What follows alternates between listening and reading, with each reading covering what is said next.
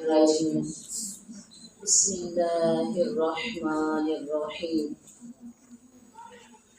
الحمد لله رب العالمين الرحمن الرحيم خالق السماوات والأرضين صلى الله على محمد صلى الله عليه وآله وسلم۔ مصطفیٰ صلی اللہ تعالیٰ علیہ وآلہ وسلم کے نوکروں کے نوکر خانہ میں آنے والی تمام قابل احترام روزہ دار ماؤں بہنوں بیٹیوں اپنی جملہ سٹاف طالبات سب کو پیار محبت اور امن کا پیغام سلام پیش کرتی ہوں۔ السلام علیکم ورحمۃ اللہ وبرکاتہ۔ وعلیکم السلام ورحمۃ اللہ وبرکاتہ۔ رمضان کا بابرکت مہینہ اپنے ساتھ رحمتوں برکتوں عظمتوں کا تحفہ لے کر ہمارے گھروں میں ہماری زندگیوں میں الحمدللہ شامل ہو چکا ہے۔ اللہ تعالیٰ سے دعا کرتی ہوں کہ اللہ تعالیٰ ہمیں نہ صرف اس کی رحمتیں لوٹنے کی بلکہ بانٹنے کی بھی توفیق عطا فرمائے۔ تو آج ان لمحات میں جو ہمارا جو فرسٹ رمضان ہے، آپ کو پتہ ہے کہ وہ استقبالیہ صورت میں ہوتا ہے، تو آج ہم انشاءاللہ تعالیٰ استقبال رمضان المبارک کے ساتھ ساتھ سحری اور افطاری میں جو غذائی روحانیت ہے، جو روحانی غذا ہے، اس کے ساتھ ساتھ جو ہمارے کھانے والی غذا ہے اس کی جو روحانی برکات ہے وہ بھی انشاءاللہ تعالیٰ آپ کو بتائیں گے۔ ایمان والیو، اللہ سبحانہ و تعالیٰ نے قرآن مجید فرقان حمید میں فرمایا ہے، بسم اللہ الرحمن الرحیم، شہر رمضان الذی انزل فیہ القرآن ھدی للناس وبینات من الھدی والفرقان فمن شہد منکم الشہر فلیصم ومن کان مریضا او علی سفر فعدۃ من ایام اخر یرید اللہ بکم الیسر ولا یرید بکم العسر ولتکملوا العدۃ ولتکبروا اللہ علی ما ھداکم ولعلکم تشکرون۔ ترجمہ: رمضان کا مہینہ جس میں اللہ تعالیٰ نے قرآن نازل کیا جو لوگوں کے لیے ہدایت اور رہنمائی ہے اور فیصلے کی روشن کتابوں پر مشتمل ہے، تو تم میں جو یہ مہینہ پائے تو ضرور اس کے روزے رکھے، اور جو بیمار ہو یا سفر میں ہو تو اتنے روزے اور دنوں میں رکھے۔ اللہ تم پر آسانی چاہتا ہے اور تم پر دشواری نہیں چاہتا، اور یہ آسانیاں اس لیے ہیں کہ تاکہ تم روزوں کی تعداد پوری کر لو، اور تاکہ تم اس بات پر اللہ کی بڑائی بیان کرو کہ اس نے تمہیں ہدایت دی اور تمہیں شکر گزار بنا دیا۔ ایمان والیوں، آئیے دیکھتے ہیں کہ میرے اور تمہارے پیارے آقا رحمت کونین سید المرسلین تاجدار ختم نبوت صلی اللہ تعالیٰ علیہ وآلہ وسلم اپنے رمضان کا کس طرح استقبال اور اس کا اہتمام فرمایا کرتے تھے۔ ام المومنین حضرت سیدنا عائشہ صدیقہ رضی اللہ تعالیٰ عنہ فرماتی ہیں کہ جب ماہ رمضان آتا تو میرے سرتاج صاحب تاج صلی اللہ تعالیٰ علیہ وآلہ وسلم اللہ تعالیٰ کی عبادت کے لیے کمر بستہ ہو جاتے اور سارا مہینہ اپنے بستر منور پر تشریف نہ لاتے۔ مزید فرماتی ہے کہ جب ماہ رمضان تشریف لاتا تو میرے نبی صلی اللہ تعالیٰ علیہ وآلہ وسلم کا رنگ مبارک لال یا پیلا ہو جاتا۔ آپ صلی اللہ تعالیٰ علیہ وآلہ وسلم نماز کی کثرت فرماتے، خوب گڑ گڑا کر دعائیں مانگتے، اور اللہ سبحانہ و تعالیٰ کا خوف آپ صلی اللہ تعالیٰ علیہ وآلہ وسلم پر طاری ہو جاتا۔ ایمان والیو، یہ میرے آقا کا معمول تھا۔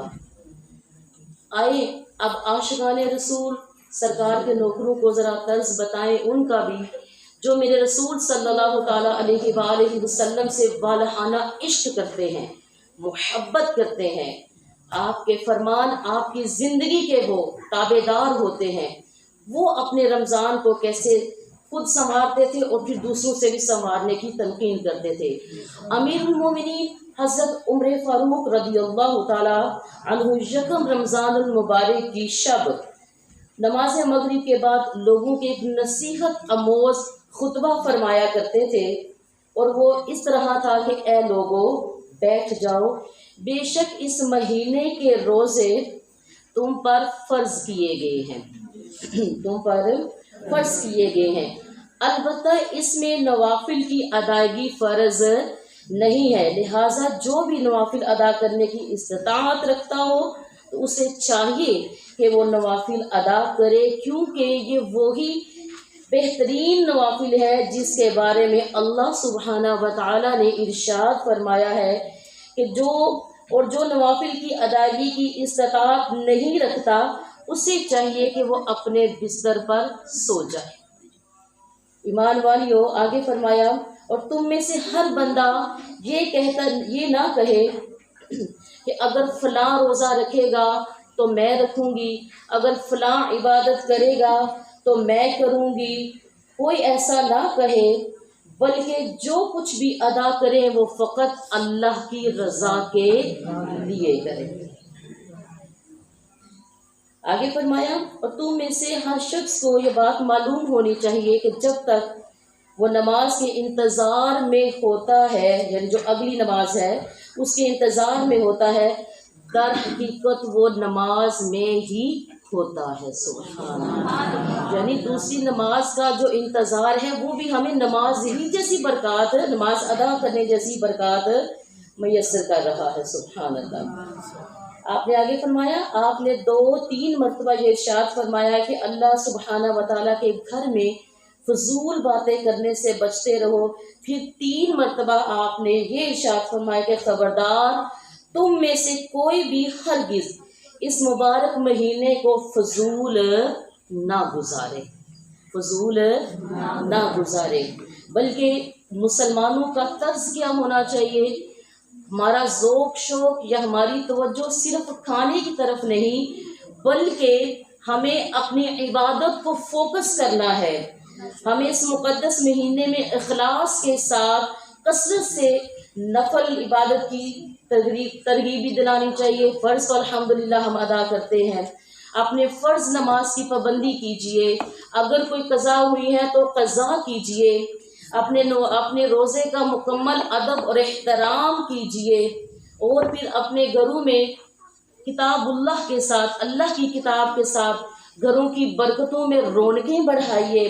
ایمان والیوں، امیر المومنین حضرت سیدنا علی المرتضیٰ کرم اللہ وجہہ کا بھی میں طرز آپ کے سامنے رکھتی ہوں کہ آپ کیسے رمضان کو سنوارتے تھے۔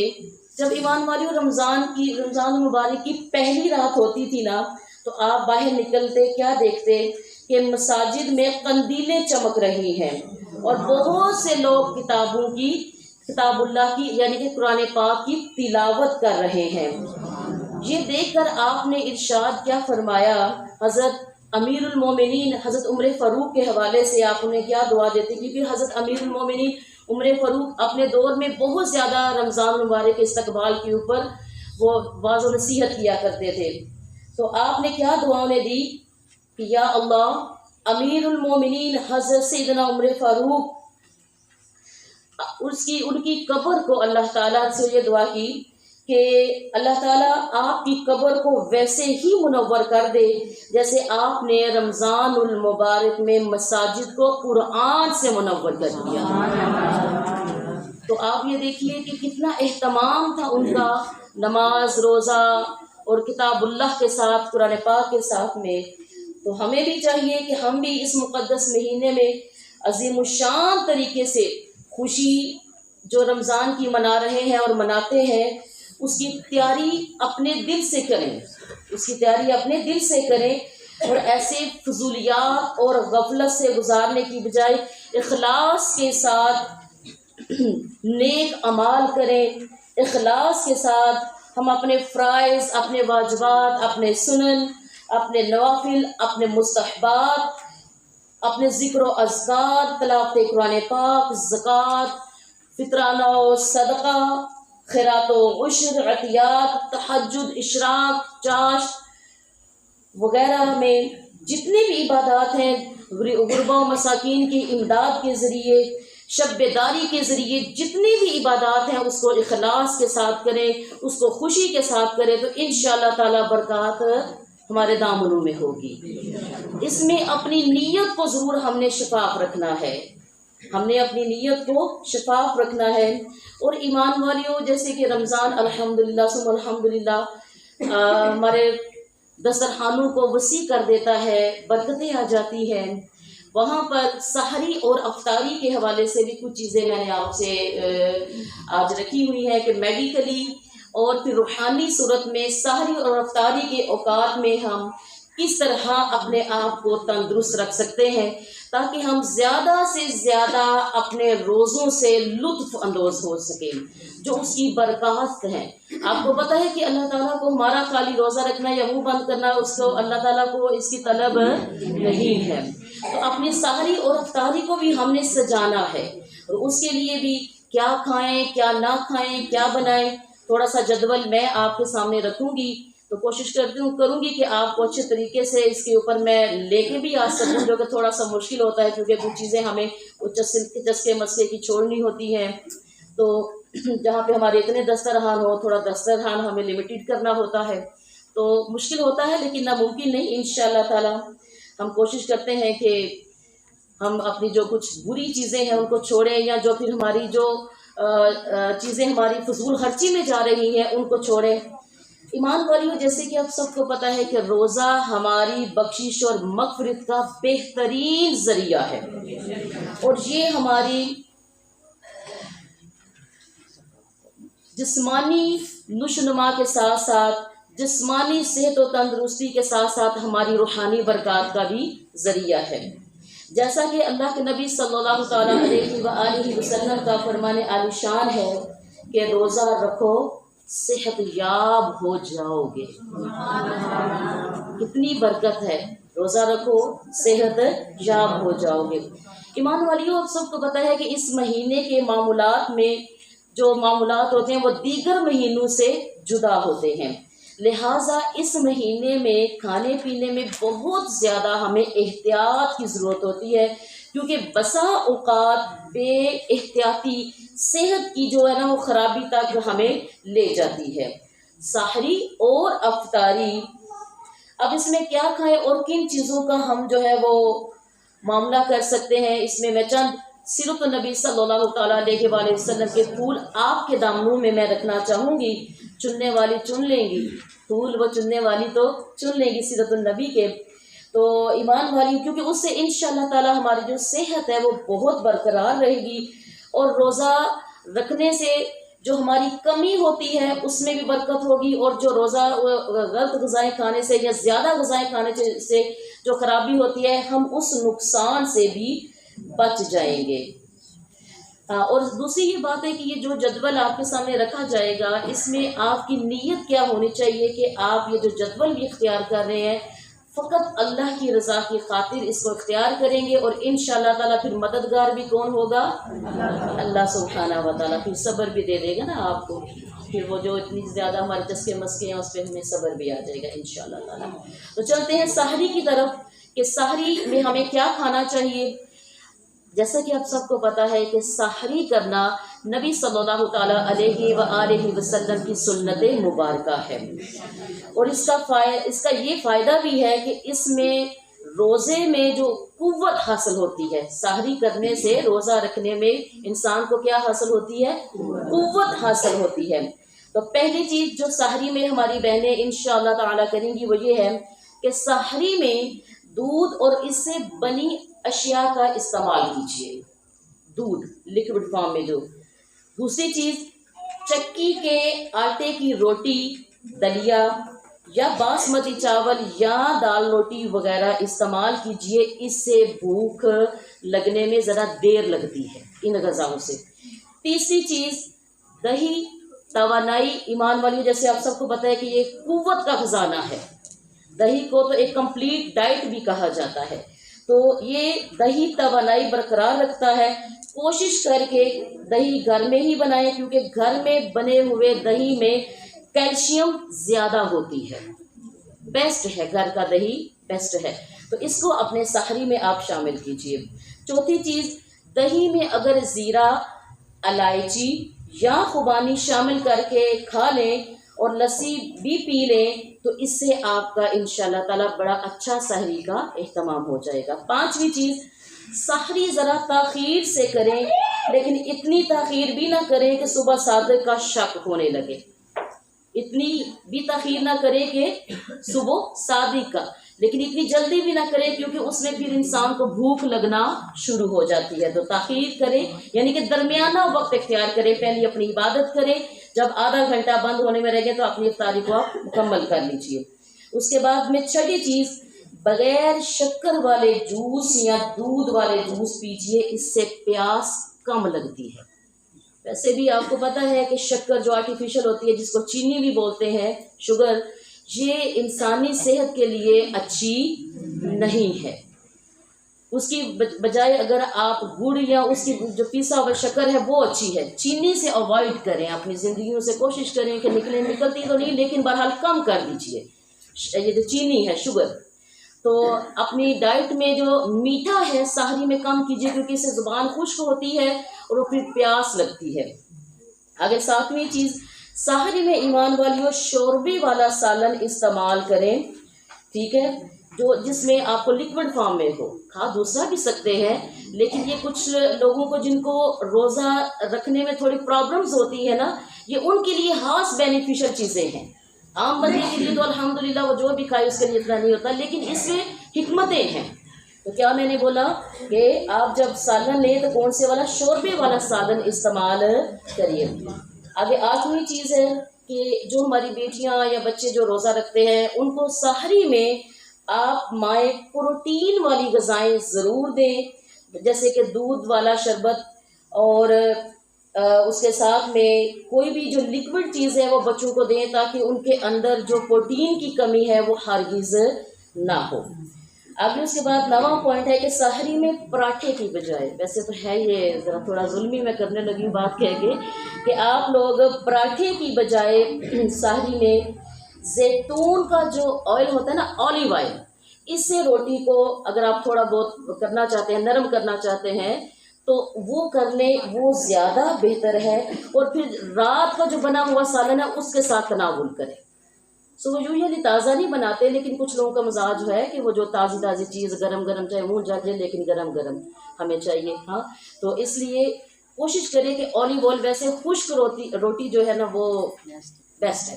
آج کل اکثر خواتین کو معدے کے پرابلمس رہتے ہیں یا موٹاپے کا مسئلہ رہتا ہے، تو اس میں بہترین چیز کیا ہے کہ ہم اپنا پراٹھا جو ہے بھائی اس کو ختم کر دیں، خشک روٹی چپاتی کو اپنا جو روٹین بنا لیں. آگے 10ویں صورت میں جو روزے کا دورانیہ ہے طویل ہو تو پیاس سے بچنے کے لیے کھجور کا جو شیک ہے، کھجور کا جس کو ڈیٹس شیک بھی کہا جاتا ہے، کھجور کے شیک میں ORS ڈال کر پیئیں. ٹھیک ہے، کھجور کے شیک میں ORS ڈال کر پیئیں. انشاءاللہ تعالیٰ آپ میں جو پانی کی کمی ہے اس سے انشاءاللہ تعالیٰ آپ محفوظ ہو جائیں گے. اور کچھ مریضوں کے لیے بھی بات ہے کہ جیسے جو ڈائبٹیز کے مریض ہوتے ہیں، جو شوگر کے مریض ہوتے ہیں، ان کے لیے بھی میں کچھ اپنی ریسرچ لے کے آئی ہوں.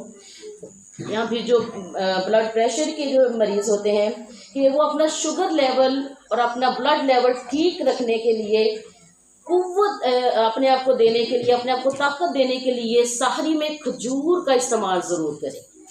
کھجور ایک بہت زیادہ شفا سے، جتنے سائز میں چھوٹی ہے برکت میں اتنی ہی زیادہ، طاقت میں اتنی ہی زیادہ بڑی ہے. تو اپنے سحری میں آپ کس کا استعمال کریں؟ کھجور کا استعمال کریں. 12ویں نمبر پر جناب آپ اپنی سحری میں کیلا یعنی بنانا بھی کھائیں تو وہ بھی آپ کے لیے بہت زیادہ مفید ہے. اب یہ وہ چیزیں تھی، وہ جدول تھا کہ جس میں آپ کھائیں کیا اور کیسے کھائیں. اب جو چیز میں آپ کو بتاؤں گی وہ ہے کہ سحری میں کچھ احتیاط کرنی ہے آپ نے. اگر آپ نے تندرستی سے روزہ رکھنا ہے، اگر آپ نے روزے کا لطف اٹھانا ہے تو پھر آپ نے کیا کرنا ہے، سحری میں کچھ احتیاطیں کرنی ہے. پہلے نمبر پہ یاد رکھیں کہ سحر اور افطار میں جو متوازن خوراک ہے وہ صحت کی ضامن ہے. یہ پہلی بات ہے، چاہے سحری ہو یا افطاری ہو. متوازن غذا وہ انسان کی صحت کی ضامن ہے. دوسری چیز ایمان والیوں، سحری کے دوران ایک ساتھ بہت زیادہ پانی پی لینا نقصان دہ عمل ہے. اس عمل سے معدہ پانی سے بھر جاتا ہے، جو اکثر پھر وامٹ کی صورت اختیار کر لیتا ہے، یا متلی ہوتی ہے یا وامٹ ہو جاتا ہے. تو پانی کا لیول اپنی ضرورت کے مطابق رکھیں. اس چیز کی غرض میں نہ پڑے جی پورا دن پڑا ہے تو پانی پی پی کے اپنے آپ کو تکلیف مت دیجیے، آپ کا معدہ تکلیف میں ہو جائے گا. اگلی بات ہے جو ہم سحری میں احتیاط کرنی چاہیے، وہ ہے جی چینی یا مصنوعی شکر سے تیار شدہ جو غذائیں ہوتی ہیں نا، ان کا زیادہ جو استعمال ہے وہ انسانی صحت کے لیے اور اس کے روزے کی جو صحت ہے اس کے لیے نقصان دہ ہے. اور آگے نمبر 4 پہ سحری میں زیادہ غذاؤں کا استعمال نہ کریں بلکہ سادہ غذاؤں کا استعمال کریں، اور کوشش کریں کہ مرغن یا پروٹین والی غذائیں یعنی جیسے گوشت وغیرہ کم کھائیں. اور اس کے کھانے سے دل کے اوقات میں پیاس زیادہ لگتی ہے. گوشت وغیرہ سحری میں کھانے سے پھر آپ کو پیاس کی شدت زیادہ محسوس ہوتی ہے، تو سحری میں گوشت وغیرہ نہ کھائیے. آگے زیادہ نمک استعمال نہ کیجیے. ویسے بھی زیادہ نمک جو ہے وہ صحت کے لیے بہت زیادہ نقصان دہ ہے. کوئی بھی چیز ہو اس میں اگر بیلنس ہو بیسٹ ہے. زیادتی کہتے ہیں نا access is bad in every thing. کسی بھی چیز میں زیادتی ہوگی تو وہ ہمارے لیے کیا ہوگی؟ نقصان دہ ہوگی. تو اس لیے زیادہ نمک کا استعمال ہرگز نہ کیجیے. آگے نمبر 6 پہ وہ پیشنٹ جو گردوں کے مریض ہیں، سحر اور افطاری میں جو پانی استعمال کرتے ہیں یا پھر جو ڈائلسس وہ کروا رہے ہیں، ایسے جو پیشنٹ ہیں وہ اپنے معالجین یعنی اپنے ڈاکٹر سے اپنا پورا معاملہ کنسلٹ کریں اور ان سے پوچھیں کہ ہم کیا کھائیں کیا نہ کھائیں، کیسے کھائیں، تاکہ اپنے روزے کی جو برکات ہیں وہ اس کو لوٹ سکے، ان کی صحت خراب نہ ہو. باقی سحری میں ایمان والیوں تلی ہوئی جو اشیاء ہیں اس سے تو پرہیز کریے گا. اور میرا خیال ہے کہ ہماری یوزلی بہنیں کم ہی سحری میں کھاتی ہیں تلی چیزیں، لیکن بہرحال چونکہ جدول بناتے ہوئے یہ چیز بھی میں نے رکھنی تھی، تو سحری میں جو تلی ہوئی چیزیں ہیں ان سے پرہیز کیجیے، کیونکہ یہ چیزیں پیاس کا سبب بنتی ہیں، پیاس لگاتی ہیں، منہ خشک کر دیتی ہے. اگلی چیز، سحری کے وقت میں جو روغنی غذائیں ہوتی ہیں زیادہ مقدار میں کھانے سے ایمان والیوں سے خون میں شکر کی جو سطح ہے وہ بڑھ جاتی ہے. یہ روغنی اور یہ جو چیزیں ہوتی ہیں مرغ مسلم، یہ ویسے بھی انسان کی صحت کے لیے اچھی نہیں، اور روزے میں تو ان سے روزہ جب آپ نے اختیار کرنا ہے، سحری کرنی ہے، تو ان سے آپ نے پرہیز کرنی ہے. اور اسی کے جب یہ پرہیز ہم نہیں کرتے نا تو پھر شوگر بلڈ پریشر والی جو چیزیں ہیں وہ ہمیں تکلیف کرتی ہیں. تو مرغ مسلم اور روغنی چیزوں سے ایمان والیوں بچیں، اور ان غذاؤں کا استعمال کریں جو آپ کے روزے کی صحت کو آپ کی صحت کے ساتھ اچھا رکھ سکیں. باقی غذاؤں سے آپ احتیاط کریں. اب یہ تو بات ہوگی سحری کی. اب افطاری کی بات کرتے ہیں، اور افطاری کے لیے تو آپ کو دل بھی تھامنا ہے، حوصلہ بڑا کرنا ہے، ٹھیک ہے، کیونکہ اب وہ چیزیں ہیں کہ جو ہمیں تھوڑی سی ناگوار بھی گزر سکتی ہیں. تو افطاری میں کیا کھائیں؟ پہلے نمبر پہ جی روزہ رکھنے سے شام کے وقت چونکہ انسان کو کمزوری محسوس ہوتی ہے، جب شام کا وقت ہوتا ہے تو انسان کو کمزوری سی محسوس ہوتی ہے، ہاں، تو اس میں کھجور جو ہے وہ دی بیسٹ ان کے لیے ہے کہ سب سے پہلے آپ کھجور کو تناول کر لیں. اس سے انشاءاللہ تعالیٰ آپ کی جو توانائی ہے وہ بحال ہو جائے گی. اور پھر یہ چونکہ کھجور جو ہے غذائیت سے بھرپور ایک غذا ہے، اور افطار کے پیچھے یعنی کہ جو افطار کے وقت لینے کی حکمت ہی یہ ہے اس کو کہ اس سے انسان کی جو دن بھر کی کمزوری ہے وہ انشاءاللہ تعالیٰ مکمل ہو جاتی ہے. اور اگر پانی کا استعمال بھی کرتی ہیں تو کم کیجیے، ٹھنڈا پانی نہیں کیجیے، نیم گرم پانی کا استعمال کیجیے. دوسری چیز، دن بھر نہ کھانے سے معدے میں چونکہ تیزابیت ہو جاتی ہے، اور کھجور میں ایسی معدنیات اور نمکیات ہوتی ہیں جو تیزابیت پر قابو رکھتی ہے. کیا جی؟ ماشاءاللہ کھجور تو رمضان المبارک میں ہر کسی کے گھر میں ہے. استقبالیہ رمضان میں بھی انشاءاللہ تعالی ہم آپ کو جو تحفہ بھی کریں گے. تو ایمان والیوں یہ چیز سمجھ آئی کہ آپ نے کھجور کھانا ہے. پہلے کوشش کریں کہ یہ تلی ہوئی چیزیں مرغ مسلم وغیرہ نہ ایسا کچھ کھائیں، کھجور تناول کر لیجئے. اس کے بعد میں ہے کہ افطاری کے بعد بعض کے اوقات میں جو پانی کا زیادہ سے زیادہ استعمال کیجئے تاکہ دن کے وقت کی جو جسم کے اندر پانی کی کمی ہے اس سے بچا جا سکے. اس کو ایک دم سے پانی کو اپنے پیٹ میں نہیں ڈالنا. آپ وقفے سے پانی کی مقدار، جیسے دن بھر میں ایک تندرست بندے کو 8 گلاس پانی چاہیے. آپ یہ دیکھیے کہ روزہ افطار سے لے کر آپ جب تک اٹھی ہوئی ہے آپ کوشش کریں کہ آپ 4 گلاس 6 گلاس 8 گلاس جتنی آپ کی صحت ہے پانی جتنا پئیں گے وقفے سے انشاءاللہ وہ آپ کے پانی کی کمی کو نہیں ہونے دے گا اگر آپ اس روٹین پر چلیں گے. آگے چوتھے نمبر پر ہے کہ روزہ کھولنے کے لیے کھجور، دہی، پانی یا تازہ پھلوں کے رس نوش کیجیے. 5ویں نمبر پر ہے ایسے پھل اور سبزیاں جن میں پانی کی وافر مقدار موجود ہو، مثلا خربوزہ، تربوز، کھیرا، ٹماٹر، انگور، سنترا، پپیتا اور اناناس وغیرہ جیسے جو پھل ہوتے ہیں ان کا استعمال آپ کے لیے انشاءاللہ تعالی بہت زیادہ مفید ہوگا. نمبر 6 پہ ایمان والیوں رمضان میں زیادہ سے زیادہ موسمی پھل استعمال کریں. ویسے بھی اپنی زندگی کی ایک روٹین بنا لیں کہ موسمی پھل جو ہے نا وہ طاقت والے ہوتے ہیں کہ جن کو میڈیسن لگا کے یا انجیکشنز کر کے کیا جاتا ہے وہ طاقت نہیں دیتے ہیں. آگے نمبر 7 پہ افطاری میں ان غذاؤں کا انتخاب کریں جو معدنیات سے بھرپور، نرم اور جلد ہضم ہونے والی ہوں.